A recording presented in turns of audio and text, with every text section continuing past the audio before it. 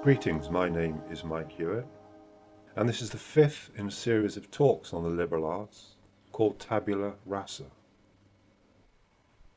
In my last post, I discussed three levels of our natural wisdom heritage that a study of the liberal arts will lay bare. These are the universal, planetary, and human levels. Let me now remind you of what these are. Our universal heritage is that inner wisdom which we all share as vital parts of the real world. Our planetary heritage is the wisdom bequeathed to us by the tree of life from which we have all evolved. Finally, there is our human heritage, which consists of those precious stores of wisdom that have been aggregated, recorded, and preserved throughout the history of humanity. Given that we do have such a tremendous wisdom heritage, any attempt to become more appreciative and conscious of this heritage on our part will always be effort worthwhile. And this is one very good reason for studying the liberal arts. They will help us to reconnect with our very own wisdom heritage. One of the main reasons that we need to do this is that many of us were brought up according to the unfortunate idea of tabula rasa. What this means is that when we were born, our mind was basically claimed to be a blank slate upon which our parents, mentors, and teachers could effectively write whatever they liked. And whatever was written, it was believed, would then shape and determine exactly what we would later become. However, as we are all parts of that greater whole, which is the real world, the very idea of tabula rasa now needs to be challenged. This is because when we are born, all of the wisdom of the real world shines through us. To treat our mind as if it were a blank slate is in effect to steal this precious wisdom heritage away from us, or at least to cause us to forget all about it. The results of this can be seen all around us today.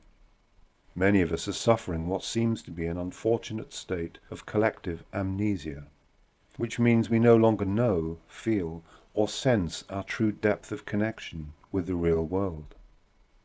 And I say unfortunate because when we are aware of that connection, the wisdom of the real world will then be felt rising up within us like a bubbling spring. It is to restore our natural connection with the real world, and by doing so, reopen the vital channels of our connection with it. Once reopened, this wisdom will then act as our guide, our teacher, our inner compass, and we will always know just what we should be doing at any given time. Without this connection, however, we will lack that strong sense of having our own internal guidance, as a consequence of which life can then seem to be rather confusing. And to get by, we'll then have to rely upon externally imposed rules, regulations, and codes of moralities that in the main have been decided for us. So what does this mean for the process of education? It means that one of the true purposes of education should be to show us how to access the tremendous wealth of wisdom that is already present within us. That, for the most part, this purpose is not being fulfilled, then puts us all in a very difficult position. How do we rectify this? What can we do to reclaim that heritage that is rightfully ours? Having been in this position myself, I can say that the best policy is a concerted effort towards self-education. We need to get ourselves educated. When we do so, we soon realize that it was not always like this. At one time, the liberal arts were the mainstay of education, and these showed us how to establish a clear connection with the real world. This they did upon two levels: the trivium, which enabled us to cultivate the workings of our own mind, and the quadrivium, which offered those vital tools needed to re-establish that vital connection. Having their roots in classical Greece, and probably before that the great civilization of Egypt, the liberal arts prevailed for thousands of years in various forms, and in doing so they educated and formed a great number of people. Even then, however, problems became apparent. One was exclusivity. They were generally reserved for the cultivation of free men, who not only enjoyed the kind of wealth that enabled them to be classed as being free, but also all of the tremendous benefits of the liberal arts. However, this no longer applies. In theory, at least, we all today counted as free persons, and therefore capable of studying the liberal arts in and for our own right. Through the study of these, upgraded and revised for a modern generation, we will then experience a reawakening of this vital wisdom within us. Once awakened, we will then find ourselves begin to remember who and what we actually are. We will realize that we are the natural inheritors of all of the wonder, majesty, and glory of the real world.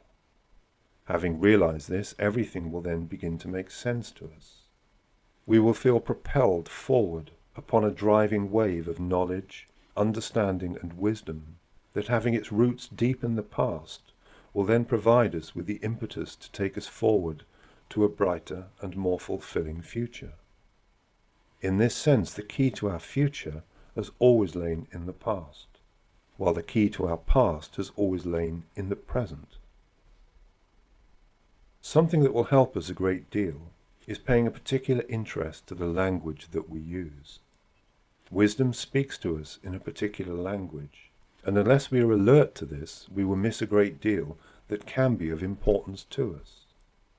However, bearing in mind the idea of tabula rasa mentioned earlier, the whole notion of language can get very tricky, particularly in the hands of those who've used language, not to educate and inform, but to condition, propagandize, and even colonize the human mind with values that are not necessarily natural to it. Is it natural, I ask, for human beings to feel so isolated and alone in themselves that they then feel compelled to compete against one another in a perceived rat race? The word rat, of course, says it all, as also does the idea of dog eat dog. And how often have you heard people being referred to as sharks? So lest our educational policymakers really take all of this to heart and actually start believing that we are no better than rats in a trap, it's time, I feel, for a change away from the direction of Skinner boxes and more towards the ancient spirit of the liberal arts, which exulted in the freedom, dignity, and responsibility of what it truly meant to be human. Inevitably, this will always begin and be reflected by the language that is used. We need to recognize not just the language of practical and economic necessity, which using terms such as human resources or workforce often does no more than to degrade and dehumanize, but the language through which true wisdom is expressed. And yes, our earthly existence can be difficult, imperfect, and provide us with great challenges, but this is no reason to throw out wisdom for a language of reality that ultimately reduces us all to the lowest possible level. In order to be able to recover that wisdom, we will need recourse to two main languages, which are: first, there are spoken and or written languages based upon the word. Second, there is a language of mathematics, which uses numbers as the vehicle of expression. In terms of the former, we have to be prepared to be flexible. There is an incredible amount of wisdom that has been recorded and written in various different languages, some of which are no longer even extant. When studying this wisdom literature of the world, which can include works such as the I Ching or the Tao Te Ching of China, the Bhagavad Gita and the Upanishads of India, the Tibetan Book of the Dead, or the pyramid texts of Egypt, we're generally reliant upon scholarly translations, and as such have to take advantage of whatever grace there is to produce and publish these. In terms of the language of mathematics, we are on much surer ground, because number is a universal language, and as such more suited to the expression of universal wisdom. However, a certain amount of repatriation is needed, for the simple reason that the language of number is no longer properly understood, taught, or received. How can it be said that knowledge of the language of mathematics will enable us to go on and read the book of nature, and by doing so make vital connection with that living wisdom of which all nature is an expression?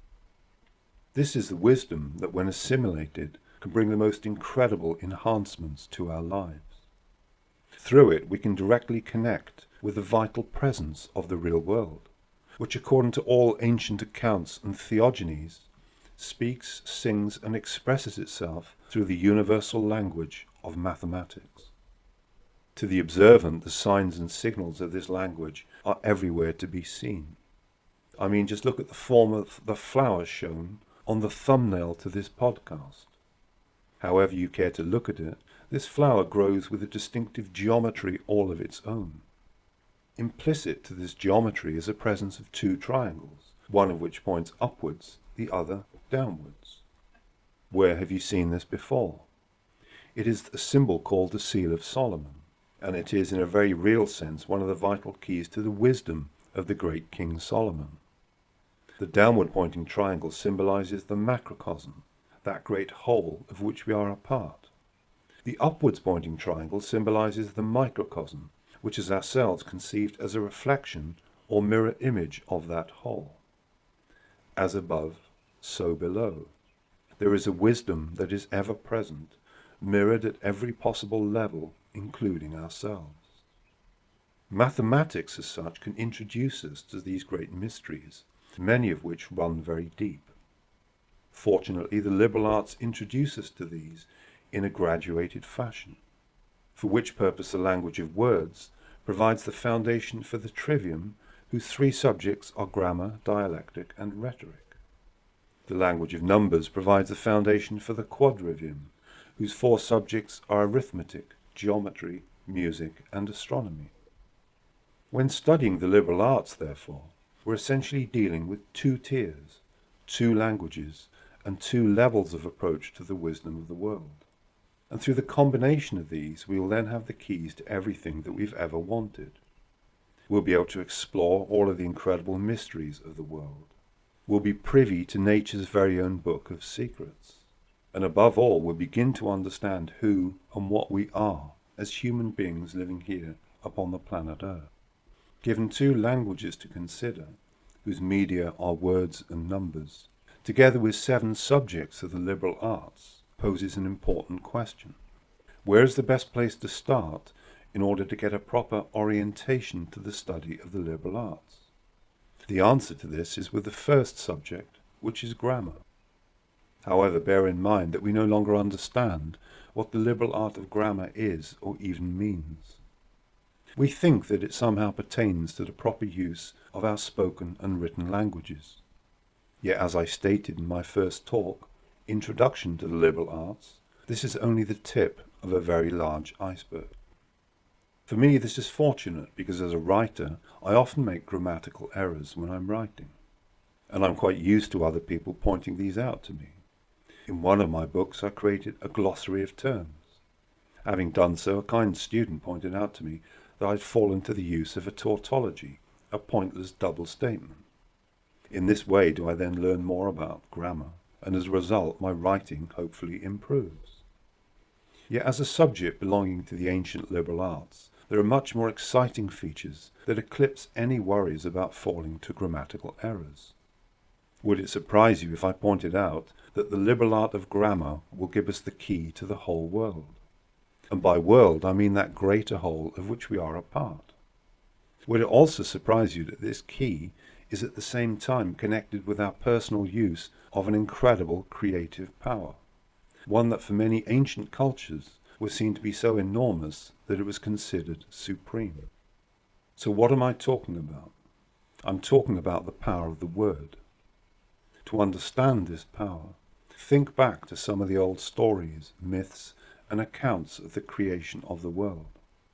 Surely it is no coincidence that many of these attribute the creation of the world to the utterance of a certain word or words. A good example of this is ancient Egypt, whose divine scribe, the ibis-headed god Thoth, was said to have first conceived the world in the realms of thought. Having done so, Thoth then uttered the words necessary to bring that world into actual being. His consort was the great Seshat, the ancient Egyptian goddess of wisdom, often portrayed with what appears to be a 7-rayed star above her head. These rays clearly signify the 7 aspects or expressions of wisdom, which very much later then coalesced into what we now call the 7 liberal arts. Similar ideas are reflected in the Vedic wisdom of India. Consider the vocable Om that signifies that primal vibration from which everything in the world came into being. Even the notion itself is incredible to consider. Thousands of years ago, the great rishis of India sensed that the essence of the universe lay in a vibration, a sound, a word. That sound is also Brahma clashing upon the cymbals to announce the commencement of the world creation.